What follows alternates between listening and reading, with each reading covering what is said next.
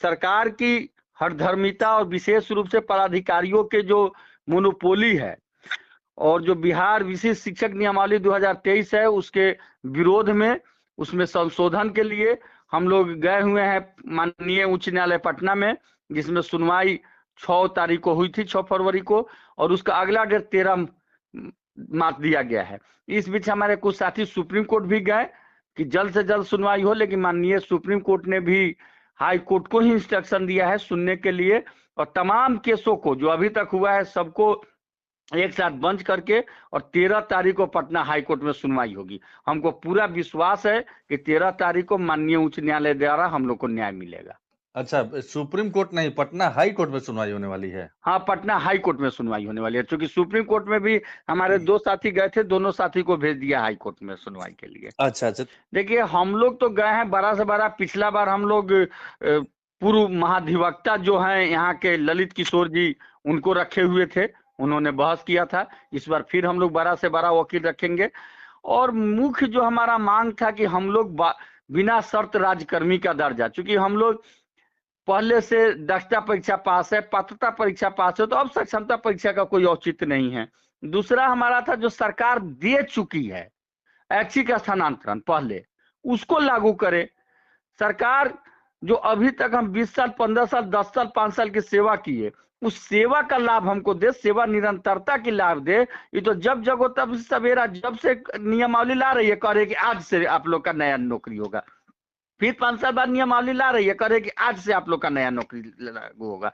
तो उसके विरोध में हम लोग गए हैं और उच्च न्यायालय ने सरकार से जवाब मांगा। एक और चीज उस समय हम लोग का था कि जो 5 IAS की कमेटी ने कहा था कि जो 3 बार में नहीं पास किए उनको हटा दिया जाएगा। इस पर एडवोकेट जनरल PK शाही जी ने कहा कि नहीं, ऐसा सरकार का कोई नियम नहीं है, वो एक कमेटी का रिपोर्ट है जो सरकार स्वीकृत नहीं किया है, इन लोग को नहीं हटाया जाएगा।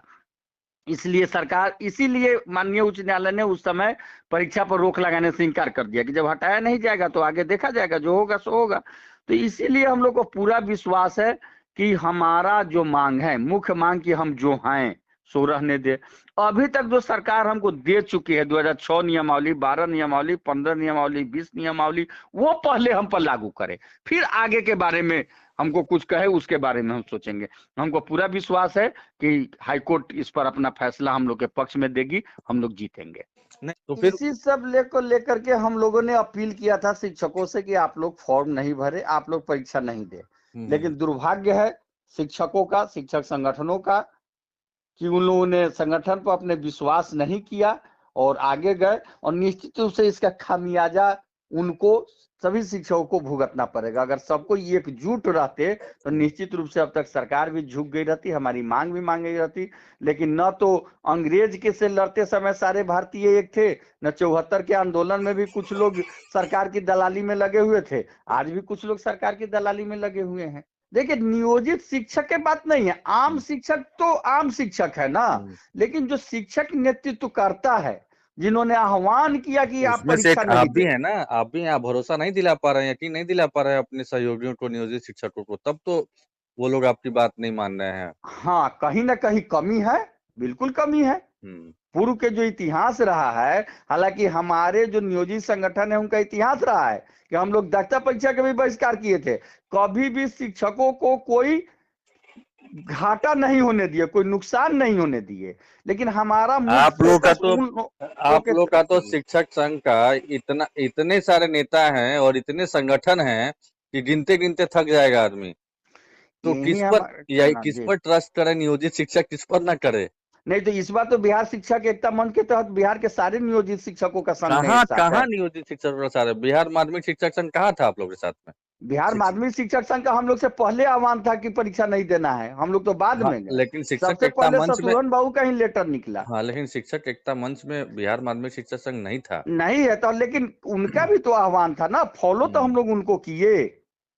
खैर, फिर भी आप लोग को उम्मीद है कि 13 तारीख को हाई कोर्ट से आप लोग के फेवर में कुछ नतीजा आएगा और उसके बाद जो आप लोग की मांग है वो पूरी होगी। हमको पूरी उम्मीद है, लेकिन एक शक भी है कि सरकार की दुरंगी नीति शिक्षकों को, शिक्षा को बर्बाद करने का है, उनको धराशायी करने का। इसलिए हो सकता है कि सरकार टाइम ली थी 6 को कि हम 2 सप्ताह में अपना जवाब देंगे, आज 4 सप्ताह से अधिक हो गए, 4 तारीख 5 तारीख हो गए और अभी तक सरकार अपना जवाब नहीं दी है। हो सकता है कि सरकार 13 तक जवाब ही नहीं दे तो हाईकोर्ट कुछ नहीं करेगा, फिर टाइम ले लेगा सरकार। तो फिर वैसी सूरत में तो फिर डेट बढ़ेगी, फिर फिर डेट अगली तारीख बढ़ेगा, कब होगी? फिर डेट बढ़ेगा और वैसे। उस बीच में आप लोग के परीक्षा का परिणाम ही नहीं आएगा, आप लोग की पोस्टिंग भी हो जाएगी, पदस्थापन भी हाँ हो जाएगा। हाँ, तो यही ना उन लोगों को खामियाजा भुगतना पड़ेगा, अपना घर बार छोड़ना पड़ेगा। इसीलिए ना हम कह रहे थे कि इंतजार कीजिए, माननीय उच्च न्यायालय में हम लोग को भी विश्वास है, सरकार भी उनकी बात को नहीं टाल सकेगी, इंतजार कीजिए। लेकिन लोग इंतजार नहीं किए, तो अब देखिए क्या होता है।